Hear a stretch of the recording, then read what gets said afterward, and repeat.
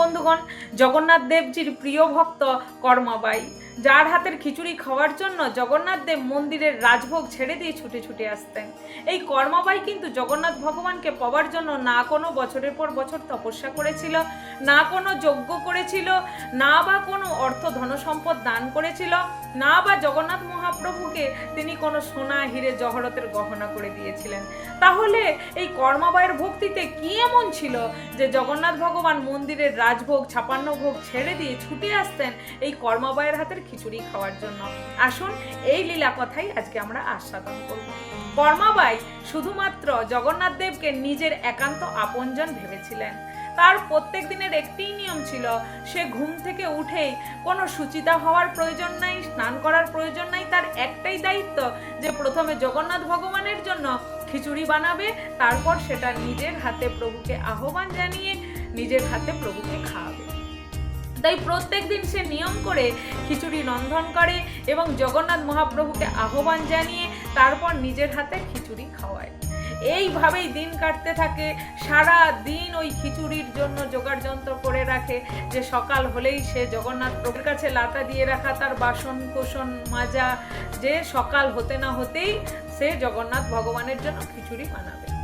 তার ঠিক মতো করে ঘুম আসতো না, কখন সকাল হবে, এই বুঝি সকাল হয়ে গেল, এই বুঝি জগন্নাথ ভগবান চলে আসবে, এই বুঝি জগন্নাথ ভগবানের ভোগে বিলম্ব হয়ে যাবে, এই ভেবে সে সারা রাত ঘুমোতে পারতো না।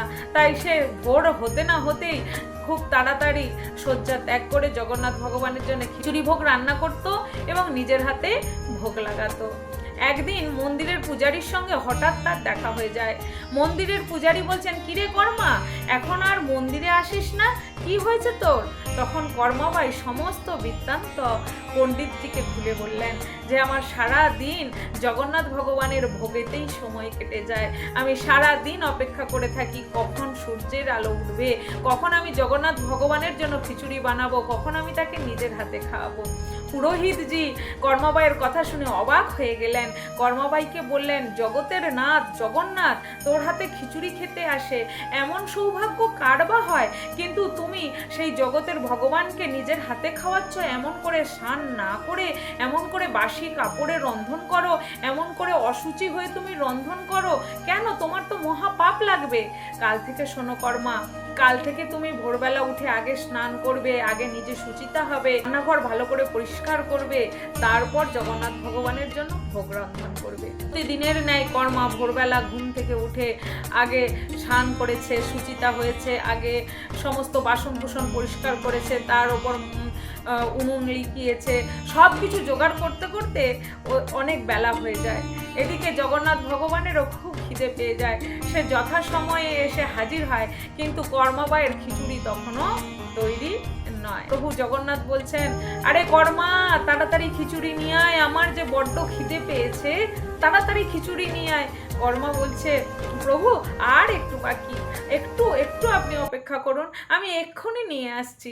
আর এদিকে কর্মা তাড়াতাড়ি করে রান্না করছে, ওদিকে প্রভু বলছে, কর্মা তাড়াতাড়ি নিয়ে এসো, আমার দর্শনের সময় হয়ে যাবে, পূজারী এক্ষুনি গর্ভগৃহের প্রবেশ করবে, আমাকে না দেখতে পেলে সবাই কি ভাববে, তাড়াতাড়ি আমাকে ভোগ লাগাও। তখন কর্মা তাড়াতাড়ি করে ওই খিচুড়ি রন্ধন করে সেই গরম খিচুড়ি নিয়ে এসছে, আস্তে আস্তে ফুঁ দিয়ে দিয়ে দিয়ে দিয়ে প্রভুর বদনে তুলে দিচ্ছে। আর ওদিকে দর্শনের সময় হয়ে গেছে, পূজারী গর্ভগৃহে ঢুকে পড়েছেন। যেই না ঘণ্টা নাদন করেছেন, অমনি আমার জগন্নাথ ভগবান সেই খিচুড়ি লাগা মুখে অবস্থায় মন্দিরে পৌঁছে গিয়ে দর্শন দিচ্ছেন। যে আমি গর্ভগৃহে ঢুকতে না ঢুকতেই প্রত্যেক দিন ভোগে অনেক সুন্দর সুগন্ধ পাই, আজকের ভোগে সেরকম সুগন্ধ পাচ্ছি না কেন?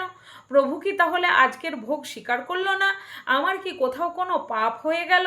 তাই তিনি প্রভুর চরণ প্রান্তে বসে বলছেন, প্রভু আপনি আজকের ভোগ কেন গ্রহণ করলেন না? আজকের ভোগে সেই সুগন্ধ আমি কেন পাচ্ছি না? সেই মহাপ্রসাদে প্রত্যেক দিনের নেই যে সুগন্ধ পাই, সেই মহাপ্রসাদে সেই সুগন্ধ কেন নাই? আমি কি কোনো অপরাধ করেছি? আমি অজ্ঞানবশত যদি আপনার চরণে কোনো সেবা অপরাধ করে থাকি, তাহলে আপনি আমাকে ক্ষমা করে দিন। এই বলতে বলতেই যেই না প্রভুর বদন পানে তাকিয়েছে, পূজারী অবাক হয়ে দেখে বলছে, প্রভু তোমার মুখে খিচুড়ি লেগে আছে, আজকের ভোগে তো আমি খিচুড়ি দিই নাই, তাহলে এই খিচুড়ি এলো কোথা থেকে, কীভাবেই বা তোমার বদনে লাগলো? বলে পূজারী প্রভুর বদন পরিষ্কার করতে যাচ্ছে। জগন্নাথ ভগবান বললেন, শোনো খিচুড়ি কোথা থেকে এলো জানো? এই খিচুড়ি হলো আমার প্রিয় ভক্ত কর্মাবাইয়ের হাতের রন্ধিত খিচুড়ি। এই কর্মাবাইয়ের খিচুড়ি খাওয়ার জন্য আমি মন্দিরের মহাপ্রসাদ ছেড়ে তার কাছে ছুটে যাই। আমি এতটাই ভালোবাসি কর্মার খিচুড়ি খেতে যে একদিন যদি আমি তার হাতের খিচুড়ি না খাই, যেন মনে হয় আমার খাওয়াটাই অসম্পূর্ণ রইল। করেছো, তাকে গিয়ে বলেছো যে আগে স্নান করে শুচিতা হয়ে তারপর আমার জন্য খিচুড়ি বানাতে? কে বলেছে তোমাকে এই উপদেশ করার জন্য? সে যেমনভাবেই বানাক না কেন আমার সেটাতেই রাজি ছিল। আজকে সে শুচিতা হতে গিয়ে, স্নান করতে গিয়ে আমার খাওয়ার দেরি হয়ে যায়। জানো আমাকে কত খিদে পেয়েছিল?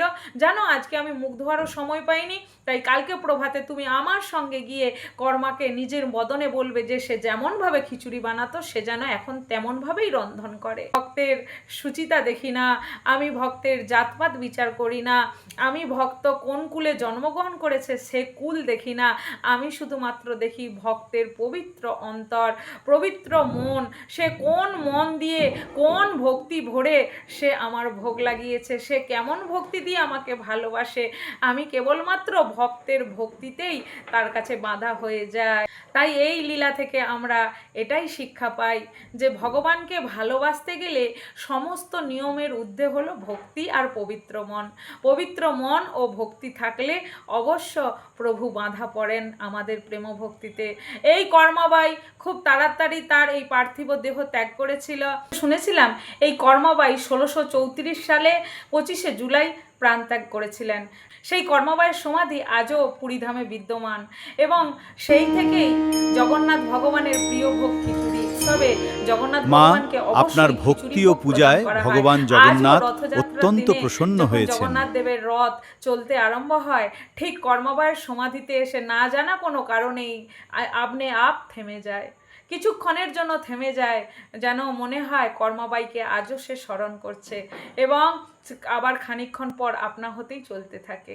আমরা বলি ভগবান খায় না, এই কথাটি ভুল। খাওয়াতে জানতে হয়, প্রেম দিয়ে ভক্তি ভালোবাসা দিয়ে খাওয়ালে ভগবান আজও খায়। কর্মাবাইয়ের হাতে খিচুড়ি খেয়েছিল, শবরীর দেওয়া টক কুল খেয়েছিল, মা যশোদার হাতে ভগবান রোজই খেতেন। হরে কৃষ্ণ। আজকের ভিডিওটি এতটুকুই, আবার দেখা হচ্ছে ঠিক পরের ভিডিওতে। হরে